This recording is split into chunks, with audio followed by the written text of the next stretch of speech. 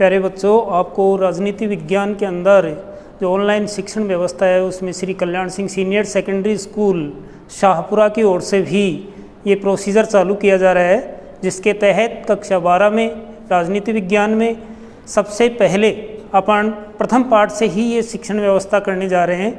और इसके अंदर इकाई फर्स्ट के अंदर राजनीति विज्ञान की प्रमुख अवधारणाओं से संबंधित कुछ बिंदु हैं, जिसमें न्याय, शक्ति, सत्ता, वैधता, धर्म, स्वतंत्रता एवं समानता ये मुख्य अवधारणाएं हैं। उनमें सबसे पहले आज आपको मैं जिस अवधारणा के बारे में अध्ययन करवाने की प्रयास कर रहे हैं वो है न्याय।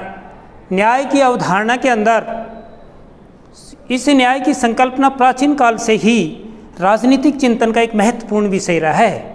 भारतीय परंपरा जो है उसमें अगर न्याय बिंदु को अपन देखना चाहेंगे तो न्याय एक ऐसा बिंदु है जिसकी अवधारणा को हम धर्म से जोड़ सकते हैं, क्योंकि व्यक्ति यदि धर्म के अनुसार अपना कार्य करता है, अपनी कर्तव्यपरायणता रखता है, तो उसके अनुसार ही वह निर्दिष्ट कार्य कर पाता है।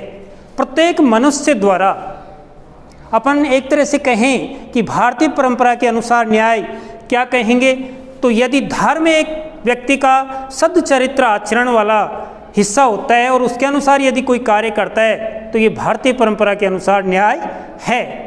प्रत्येक मनुष्य द्वारा अपना जो कार्य होता है वो नियत स्थिति में यदि किया जाता है और किसी अन्य व्यक्ति के कार्य में कोई बाधा नहीं पहुंचाई जाती है तो इसको अपन एक रूप से न्याय कह सकते हैं।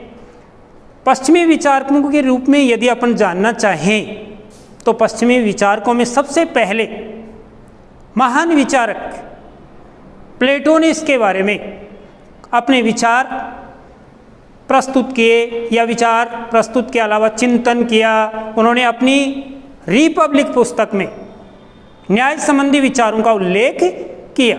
कौन सी पुस्तक में? रिपब्लिक पुस्तक में प्लेटो ने अपने न्याय संबंधी विचार उल्लेखित किए। तो अपन अगर पश्चिमी विचार की बात करें तो प्लेटो के द्वारा उन्होंने न्याय संबंधी अपने विचार जो रखे हैं वो ये रखे हैं। प्लेटो के अनुसार कहा जा सकता है कि प्रत्येक व्यक्ति अपने कार्य को निर्दिष्ट रूप से करे और किसी अन्य व्यक्ति के कार्य में कोई हस्तक्षेप नहीं करे, यही न्याय है। यानी व्यक्ति अपने कार्य करे, स्वतंत्र होकर करे, लेकिन दायरे में रहते हुए और किसी अन्य व्यक्ति के कार्य में बाधा नहीं पहुंचाए। ये प्लेटो ने अपने शब्दों में कहा है कि कोई भी व्यक्ति अपने कार्य निर्दिष्ट रूप से करे और दूसरे के कार्य में हस्तक्षेप नहीं करे। देखिए, न्याय को एक तरह से कहें तो अपन दो भागों में प्लेटो ने न्याय के रूप को बांटा है। एक व्यक्तिगत न्याय, एक सामाजिक अर्थात राज्य।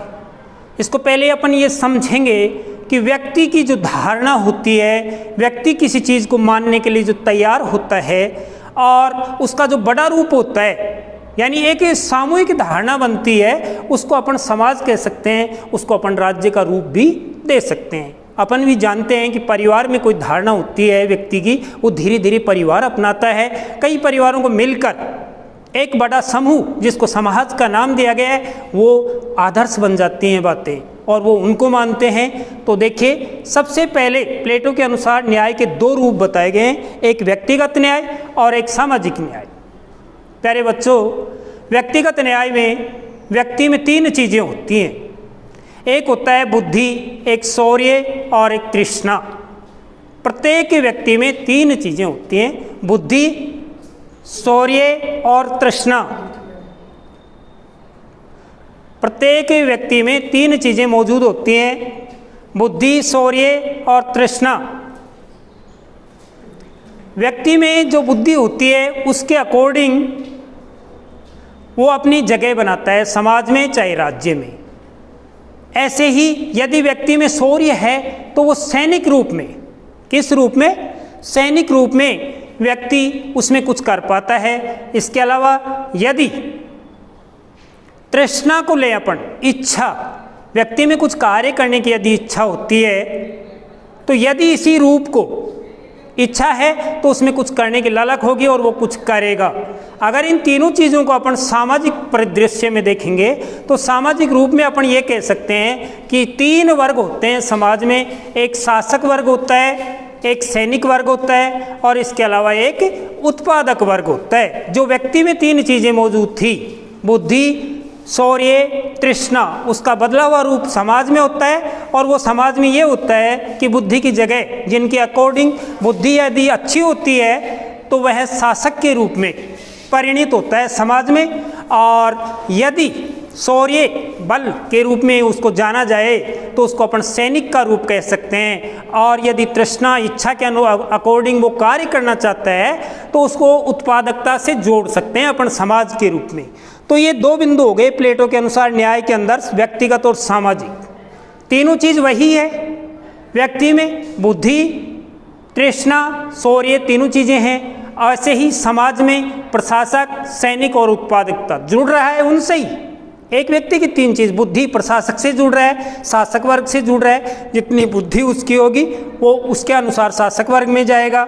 शौर्य यदि वो अपनी बल के रूप में, सैनिक के रूप में, सुरक्षा के रूप में जाना जाता है तो वो सैनिक वर्ग में जाएगा समाज में, राज्य में। और यदि तृष्णा, यदि उसकी इच्छा है कि कुछ काम करके मैं अर्जित करूं, उपार्जन, तो उसी स्थिति में वो उत्पादकता की ओर जाएगा। प्यारे बच्चों, ये चीज़ जो अपने यहाँ देखा है कि सभी मनुष्यों में ये उक्त 3 तत्व कम या ज़्यादा किसी न किसी रूप में रहते हैं। प्लेटो के अनुसार आत्मा में निहित न्याय का विचार वास्तव में राज्य में निहित न्याय का ही विचार है। प्रत्येक व्यक्ति को प्लेटो ये भी कहते हैं, प्लेटो के अनुसार ये भी कहते हैं कि प्रत्येक व्यक्ति में जो विशेषता होती है, उसकी योग्यता होती है, उसकी क्षमता होती है, उसके अनुसार ही उसको कार्य करवाना चाहिए। अर्थात दूसरों के कार्यों में कभी हस्तक्षेप नहीं करना चाहिए और संबंधित व्यक्ति जो है उसके अनुसार, उसमें जितनी योग्यता है, जितनी बुद्धि है, उसके अनुसार उसको समाज के अंदर स्थापित किया जाना चाहिए, कार्य किया जाना चाहिए, यानी उसके अनुसार ही दिया जाना चाहिए उसको। यही एक सबसे बड़ी विशेषता है कि दूसरों के कार्यों में हस्तक्षेप नहीं करके व्यक्ति को अपनी योग्यता और क्षमता के अनुसार आगे बढ़ना चाहिए। देखिए बच्चों, प्लेटो के एक शिष्य रहे हैं अरस्तु। अरस्तु ने भी न्याय संबंधी अपने विचार प्रस्तुत किए हैं। प्लेटो के शिष्य अरस्तु के अनुसार जो न्याय को अपन कह सकें तो एक सबसे बड़ी चीज़ ये दी गई है कि न्याय की सरोकार मानवीय संबंधों के नियमन से है। अर्थात जैसी धारणा है उसके अनुसार कार्य करे व्यक्ति। सबसे पहले यदि इसको भी देखें तो अपन कह सकते हैं कि व्यक्ति की धारणा सर्वोपरि है। यदि कोई कार्य बन पा रहा है तो बच्चों उसमें यह है कि यदि व्यक्ति की धर्म के अनुसार कार्य करने की, सत्यता के आधार पर कार्य करने की, सत्य चरित्र के आधार पर कार्य करने की एक धारणा बन जाती है, उसको अपन ये कह सकते हैं कि ये न्याय संबंधी अरस्तु के विचार हैं। लेकिन दूसरे बिंदु पर यदि अपन वितरणात्मक व्यवस्था के आधार पर कहना चाहें तो अपन ये कह सकते हैं कि व्यक्ति को योग्यता के अनुसार शक्ति और संरक्षण का वितरण होना चाहिए। व्यक्ति में जितनी योग्यता होती है उसके अनुसार उसको कार्य दिया जाना चाहिए और उसी के अकॉर्डिंग व्यक्ति आगे बढ़ने की कोशिश, अपना पूरा जोर पुरजोर जो होता है वो लगा पाता है। ये सत्य है। अर्थात आनुपातिक समानता का पक्षधर है। व्यक्ति की योग्यता क्षमता के अनुसार सौंपी जानी चाहिए। किसी भी व्यक्ति को यदि कोई बागडोर संभाली जा रही है, चाहे वो शासक वर्ग में हो, सैनिक वर्ग में हो या और किसी वर्ग में हो, तो उसके अंदर उसकी क्षमता के अनुसार उसको बागडोर दी जानी चाहिए। अब नंबर 2 आता है सुधारात्मक न्याय। ये वितरणात्मक के बाद में सुधारात्मक न्याय के अंदर देखिए बच्चों क्या होता है कि अरस्तु ने सुधारात्मक न्याय से तात्पर्य ऐसे न्याय से है जो नागरिकों के अधिकारों की एक तरह से राज्य सुरक्षा करे। क्या करे? सुरक्षा करे। यानी जो धारणाएं बनी हैं, परंपराएं बनी हैं, वो एक तरह से यदि व्यक्ति की भलाई के लिए बनी हुई हैं तो राज्य का दायित्व हो जाता है कि वो उन अधिकारों की सुरक्षा करे।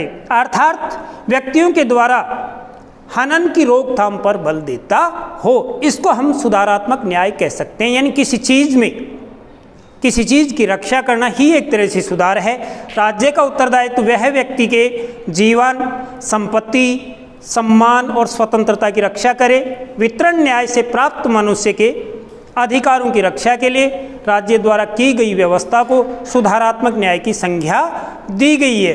अर्थात अपन ये कह सकते हैं एक तरह से कि अपन ने जो प्रमुख न्याय के ये बिंदु जितने अपन ने देखे, जिसके अंदर अरस्तु के देखे, उससे पहले प्लेटो के देखे, पश्चिमी विचारक रहे हैं। भारतीय परंपरा के अनुसार धर्म ही न्याय है, अर्थात सच्चरित्र से यदि कोई व्यक्ति कार्य करता है तो उसको आगे बढ़ने का मौका मिलता है, अर्थात उसकी क्षमता और योग्यता के अनुसार आगे बढ़ा जाता है। इसमें मुख्य बिंदु जो आया वो ये है प्लेटो के अनुसार कि व्यक्ति को अपने कार्य को निर्दिष्ट रूप से पूर्ण करना चाहिए और दूसरे के कार्य में हस्तक्षेप नहीं करना चाहिए। तो बच्चों आज अपन इसको जो पहला पाठ आपका न्याय था, प्रमुख अवधारणा है ये राजनीति विज्ञान की, जिसमें जो दिया गया है इसको आप समझ पाए होंगे। और यदि कोई आपको समस्या आ रही है तो उसको आप अलग लिखें, और मोबाइल फ़ोन पर भी ये पूछा जा सकता है क्योंकि सभी के पास अपने नंबर हैं। धन्यवाद।